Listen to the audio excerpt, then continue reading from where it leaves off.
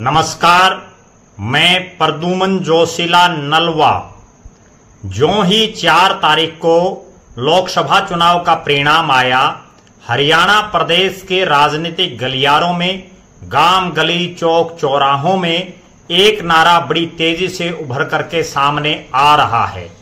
क्योंकि देश और प्रदेश में, चाहे वो भारत की बात करें या हरियाणा की, अक्सर हर चुनाव में नारों का अपना एक महत्व रहता है। हम सिलसिलेवार तरीके से बात करेंगे, लेकिन उससे पहले जो नारा चल रहा है, जो लगातार फेमस होता जा रहा है और 4 तारीख के बाद से उसी की चर्चा प्रदेश में है, और नारा है लोकसभा में हाफ, विधानसभा में साफ। जी हां, लोकसभा में हाफ, विधानसभा में साफ। ये नारा दे करके हरियाणा प्रदेश की जनता ये दिखाना चाहती है कि जो मैंडेट लोकसभा चुनाव में प्रदेश की जनता ने दिया है, जिसमें 5 सीटें कांग्रेस को मिली और 5 सीटें भारतीय जनता पार्टी को मिली। अब चूंकि अगले 4 महीने बाद प्रदेश में विधानसभा के चुनाव घोषित हो जाएंगे, तो उस लिहाज से इस नारे की बहुत ज्यादा महत्वपूर्णता बढ़ती है। अब हम सिलसिलेवार तरीके से बात करेंगे कि इस देश में समय समय पर किन किन नारों का प्रचलन रहा। देश में और प्रदेश में तमाम जो बड़े नेता हैं, वो चुनाव जीतने के लिए, चुनावी राजनीति में अपना माहौल बनाने के लिए समय समय पर इन नारों को देते रहते हैं। अगर हम इसी चुनाव की बात करें, तो इस चुनाव में भारतीय जनता पार्टी ने और नरेंद्र मोदी ने एक नारा दिया, अब की बार 400 पार। लेकिन देश की जनता ने उस नारे की हवा निकाल दी और 400 तो दूर, भारतीय जनता पार्टी बहुमत भी नहीं हासिल कर पाई अपने दम पर।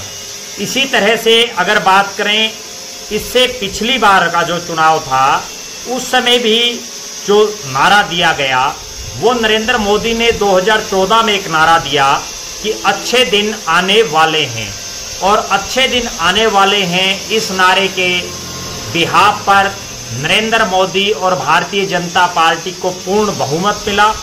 2004 में जब अटल बिहारी वाजपेयी जी की सरकार थी, तो वाजपेयी जी ने एक नारा दिया इंडिया शाइनिंग का, जो खुश हो गया, और वाजपेयी और आडवाणी की जोड़ी चुनाव हार गई। उसी समय कांग्रेस पार्टी ने भी एक नारा दिया था, कांग्रेस का हाथ आम आदमी के साथ, और उस नारे ने कांग्रेस पार्टी को सत्ता में लाने का काम किया। डॉक्टर मनमोहन सिंह 10 साल तक देश के प्रधानमंत्री रहे। इससे पहले 1996 की अगर हम बात करें, जब पीवी नरसिम्हा राव देश के प्रधानमंत्री थे, उसके बाद जब चुनाव हुआ तो बीजेपी ने एक नारा दिया, बारी बारी सबकी बारी, अब की बारी अटल बिहारी, और ये नारा बड़ा फेमस हुआ। उसके बाद उनकी सरकार भी बनी, हालांकि वो चंद ही दिनों की मेहमान रही।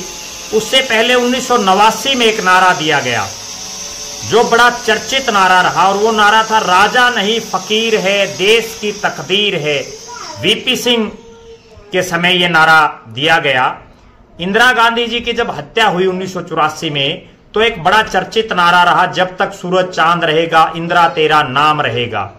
इसी तरह से 1977 में जब जयप्रकाश नारायण के नेतृत्व में देश भर में आंदोलन चल रहे थे, इमरजेंसी लग गई थी, इंदिरा जी ने इमरजेंसी देश में लगा दी थी, और आपातकाल की घोषणा के बाद जो जेपी मूवमेंट हुआ, उसमें एक नारा चला, इंदिरा हटाओ देश बचाओ, जिसका नतीजा ये रहा कि इंदिरा गांधी की सरकार गई और विपक्षी दलों ने अपनी सरकार बनाई। इसी तरह से 1971 में इंदिरा गांधी जी ने एक नारा दिया, गरीबी हटाओ, और उस नारे के बिहाफ पर कांग्रेस को बड़ी भारी जीत हासिल हुई। 1965 में लाल बहादुर शास्त्री जी के समय एक नारा दिया गया, जय जवान जय किसान।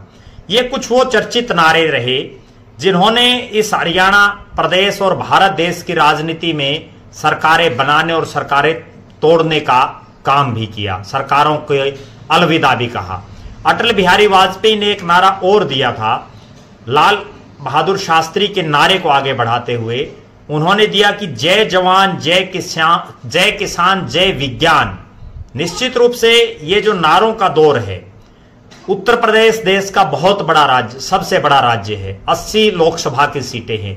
वहां के भी 2-3 नारे बड़े मशहूर रहे, जिनमें एक नारा समाजवादी पार्टी द्वारा दिया गया, विकास की चाबी डिंपल भाभी, विकास का पहिया अखिलेश भैया, बेटियों को मुस्कुराने दो, बहन जी को आने दो।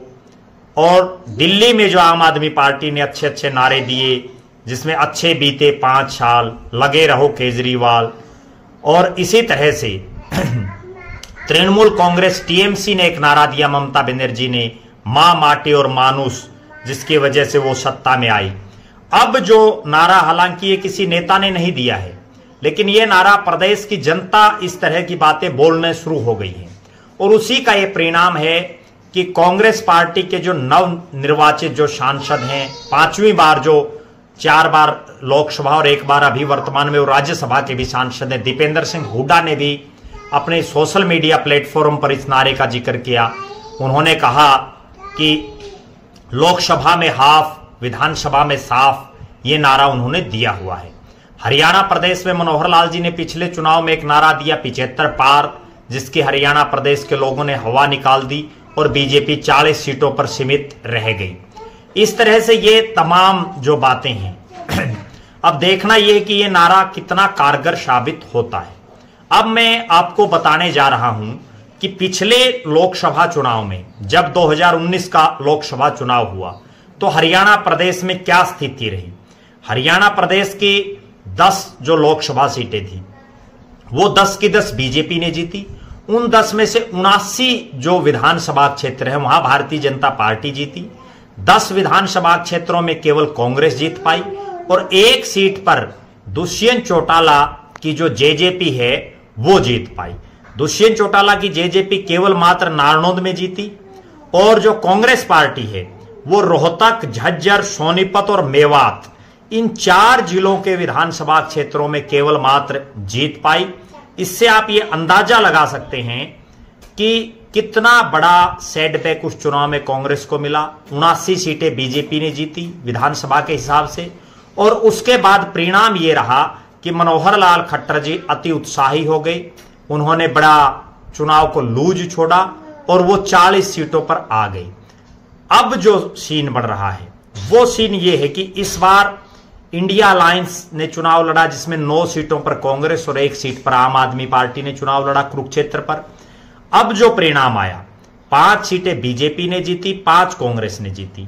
44 विधानसभा क्षेत्रों में भारतीय जनता पार्टी जीती और 46 विधानसभा क्षेत्रों में जो इंडिया गठबंधन है, जिसमें अगर कुरुक्षेत्र की 4 सीटों को हम छोड़ दें तो बाकी जगह सारा कांग्रेस जीती है। अगर देखें तो सिरसा से लेकर के फतेहाबाद में, जींद में, सिरसा और फतेहाबाद में कांग्रेस ने क्लीन स्वीप कर दिया है। यहां हर विधानसभा क्षेत्र में बीजेपी हारी है। हिसार में केवल 3 विधानसभा क्षेत्रों को अगर छोड़ दें, हिसार, हांसी और बरवाड़ा। उसके बाद भिवानी में केवल भिवानी और तोशाम को छोड़ दें, वहां बीजेपी जीती है। महेंद्रगढ़ की 4 सीटें जीती है, रेवाड़ी की 2 सीटें जीती है, गुड़गांव में जीती है। उसके बाद फरीदाबाद और पलवल के कुछ इलाके में जो है जीत पाई है। पानीपत का कुछ इलाका है, जींद का कुछ इलाका, करनाल की जो विधानसभा सीटें हैं वहां मनोहर लाल जी जीते हैं। कैथल के कुछ इलाके में बीजेपी जीती है, कुरुक्षेत्र के कुछ इलाके में बीजेपी जीती है और पंचकुला में बीजेपी जीती है, वहां दोनों ही हलकों में। अंबाड़ा में बीजेपी कुछ एक क्षेत्र में जीती है। कुल मिलाकर के ये कहा जा सकता है कि अब जब लोकसभा चुनाव के परिणाम के बाद दोनों ही पार्टियों को मैं बराबर मान रहा हूं, क्योंकि 5 सीटें लोकसभा में बीजेपी जीती, 5 कांग्रेस जीती। 44 पर बीजेपी जीती विधानसभा में और 46 पर कांग्रेस और जो आम आदमी पार्टी का गठबंधन जीता। अब जो अगले 3 महीने हैं, इनमें कौन सी पार्टी कितनी मेहनत कर पाती है। यहां जो ये नारा दिया गया है कि लोकसभा में हाफ, विधानसभा में साफ, अब साफ कौन होगा, यह बड़ा सवाल है। साफ बीजेपी होगी या कांग्रेस तीसरी बार सत्ता से दूर होगी। इसके लिए अब चूंकि इस चुनाव में चौधरी भूपेंद्र सिंह हुड्डा के चेहरे ने काम किया, दीपेंद्र सिंह हुड्डा की शराफत ने काम किया, इन दोनों नेताओं को दिन रात अब अगले 3-4 महीने हरियाणा प्रदेश के लोगों के बीच में रहना होगा। अपने तमाम जो मतभेद मनभेद लोगों से भुला करके, क्योंकि जितने लोग अब कांग्रेस में हैं इनसे सत्ता नहीं आएगी, और लोगों को भी शामिल करना होगा, तभी बात बन पाएगी। और तब ऐसी बात बन पाएगी कि कांग्रेस हो सकता है जो 2005 में 67 सीटें 2/3 बहुमत आया था, उस तरह की हवा फिर से ना आ जाए। प्रदेश के जो मुख्यमंत्री हैं नायब सिंह सैनी, उनको भी इस नारे पर ध्यान देना होगा। यह नारा किसी पार्टी ने अभी तक नहीं दिया है, बल्कि ये एक लोगों में एक चर्चा है कि लोकसभा में हाफ, विधानसभा में साफ। बीजेपी को साफ होने से बचाने के लिए नायब सिंह सैनी को दोबारा से तमाम जो अपनी कड़ियां हैं उनको जोड़ना होगा। जो निष्क्रिय लोग हैं, जिनके हलकों में पार्टी हारी है, जिनका अपने ही इलाके में कोई वजूद नहीं है, उन तमाम लोगों को दरकिनार करते हुए नए लोगों को मौका दे करके हरियाणा प्रदेश में तीसरी बार कमल का फूल खिलाने का उनको प्रयास करना होगा। वरना जो 79 सीटें जीतने के बाद 40 सीटों पर बीजेपी आ गई, इस बार तो उसने केवल 44 सीटें जीती हैं। अगर इस बार वही पिछला परिणाम आया तो कहीं बीजेपी 2.5 का आंकड़ा भी छूना बड़ा टेढ़ा उसके लिए ना हो जाए। इस पर नायब सिंह सैनी को, सुपर सीएम जो माने जाते हैं मनोहर लाल खट्टर जी को, प्रदेश के तमाम नेतृत्व को और केंद्रीय नेतृत्व को ध्यान देना होगा। यहाँ एक और जो बड़ी बात निकल करके आ रही है वो ये है कि आम आदमी पार्टी, जिसके प्रदेश में एक आस जगी है, वो भी अब जो है पूरे हरियाणा में उसको भी घूमना होगा, अपने जो है दल बल के साथ मैदान में आना होगा। अभय सिंह चौटाला की इनेलो जो जेजेपी से ऊपर रही, उनको भी प्रदेश की कुछ एक विधानसभा सीटों पर फोकस करके अपनी तैयारी करनी पड़ेगी। वरना 90 की 90 सीटों को जीतने के चक्कर में या वहां सम्मानजनक वोट पाने के चक्कर में वो कहीं सिरसा में ही अपनी साख ना खो बैठे। जेजेपी का जहां तक सवाल है, जेजेपी को पूरी तरह से लोगों ने धराशायी इस चुनाव में कर दिया। अब दुष्यंत चौटाला, नैना चौटाला, अजय सिंह चौटाला और दिग्विजय सिंह चौटाला को गांव-गांव जा करके पहले माफी मांगनी होगी लोगों से, क्योंकि वो 4.5 साल में लोगों को जो उनसे उम्मीदें थी, उन उम्मीदों पर खरा उतरना तो दूर, नजदीक भी उनके ऊपर नहीं फटक पाए। उनके तमाम जो बड़े नेता हैं जिनका अपना वजूद है, वो सब उनको छोड़ करके धीरे धीरे जा रहे हैं। उनको उस पर भी रोक लगानी होगी। इसके अलावा बहुजन समाज पार्टी भी इस प्रदेश में बहुत ज़्यादा अच्छा नहीं कर पाई। हालांकि बहुत सी लोकसभा सीटों पर वो तीसरे नंबर पर रही, जिसका उनको कहीं ना कहीं विधानसभा चुनाव में फायदा मिल सकता है। जिन नेताओं की बीजेपी और कांग्रेस से टिकटें कटेंगी, वो या तो आम आदमी पार्टी की तरफ भागेंगे या वो बहुजन समाज पार्टी भी उनके पास एक विकल्प हो सकता है। अब देखना यह है कि जो 4 महीने बाद प्रदेश में विधानसभा के चुनाव होंगे, उनमें कैसा परिणाम रहेगा। क्या जो ये नारा चला है लोकसभा में हाफ, विधानसभा में साफ, ये बीजेपी को साफ करता है या ये कांग्रेस को साफ करता है, या ये जो दूसरी जो पार्टियां हैं उनको पूरा रगड़ा लगाता है, इस पर हमारी नजरें बनी रहेंगी। अति आत्मविश्वास में अगर किसी भी पार्टी ने कोई काम किया तो उसकी नैया डूबनी निश्चित है। दूसरी बड़ी बात, इस लोकसभा चुनाव में कांग्रेस ने नए चेहरों पर दांव खेला। नए चेहरों पर दांव खेला तो कांग्रेस के नए चेहरे जीतने में कामयाब रहे। जहां भी वो हारे, वो भी बड़े क्लोज मार्जिन में वो चुनाव हारे। जबकि भारतीय जनता पार्टी ने बहुत सी सीटों पर उन्हीं घिसे पिटे नेताओं को चुनावी मैदान में उतारा, जिससे बीजेपी को हार का खामियाजा भुगतना पड़ा। और बीजेपी के जो वर्तमान नेतृत्व है, जो हल्का वाइज जो एमएलएज हैं, मंत्री हैं, या जिन लोगों ने चुनाव लड़ा है जो हार गए, उनसे लोगों में बड़ी भारी नाराजगी है।